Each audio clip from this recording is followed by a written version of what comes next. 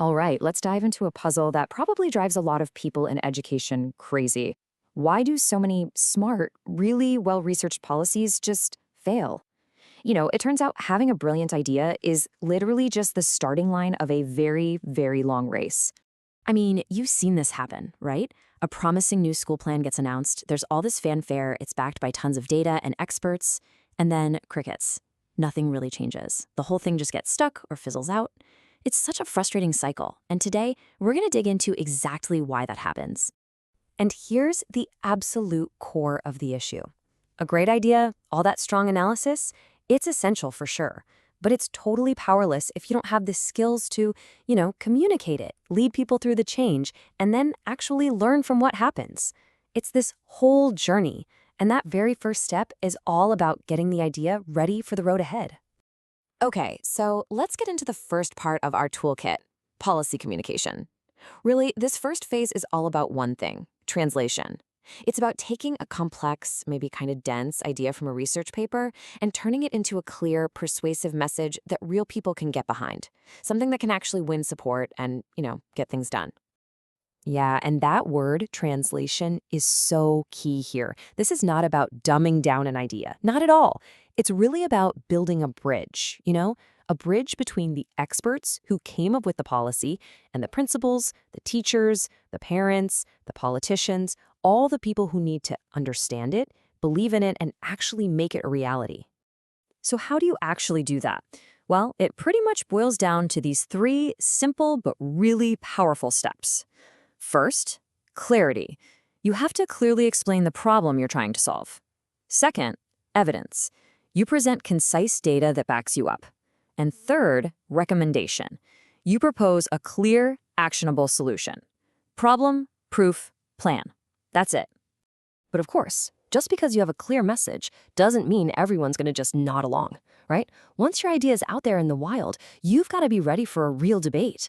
Policy isn't made in a vacuum.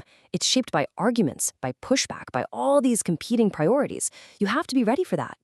And just look at the difference here. It's night and day.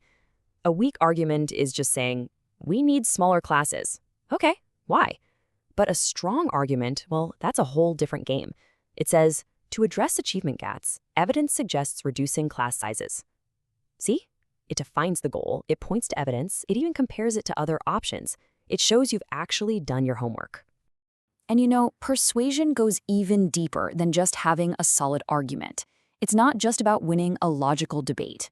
It's about framing the issue so people feel why it matters to them.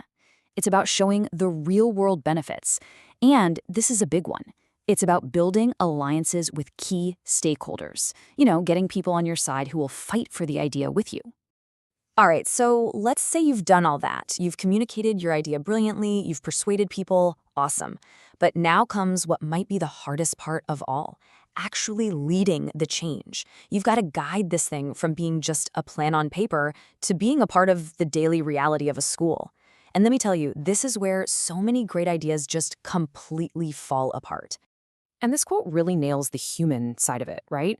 Any big change, even a really good one, can feel uncertain, even scary for the people who actually have to live with it every day. That's where real leadership is so crucial.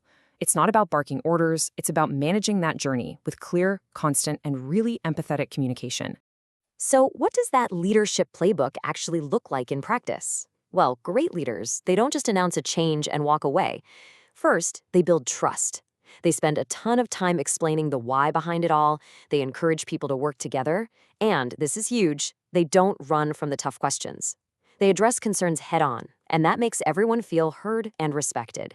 Okay, so the policy is finally in place. We can all pack up and go home, right? Not even close. We've reached the final, and you could argue the most important piece of the puzzle, learning from what we just did. It's all about creating that feedback loop, looking back so we can be smarter moving forward. And let's be really clear about what policy reflection means.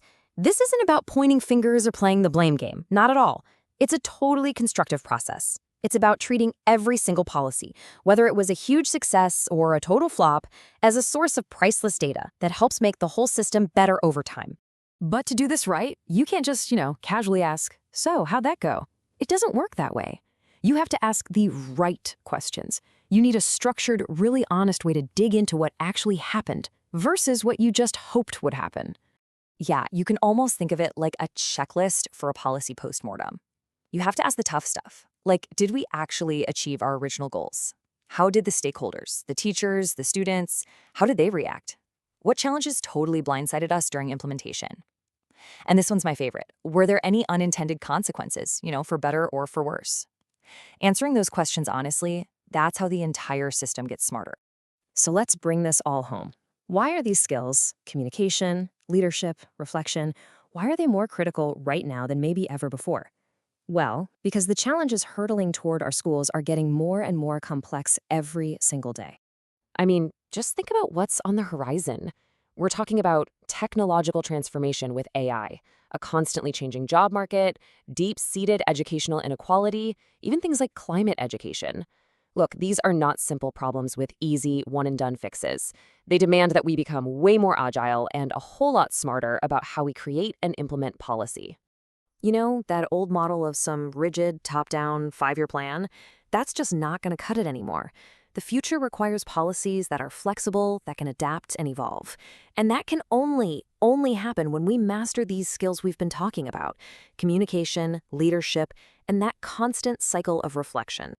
So, if there's one thing to take away from all this, it's this.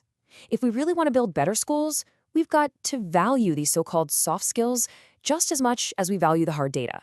Because a great idea, on its own, is just potential energy. It's the communication, the leadership, and the learning that actually turn it into real, meaningful impact in the world. And that really leaves us with one final question for you to think about.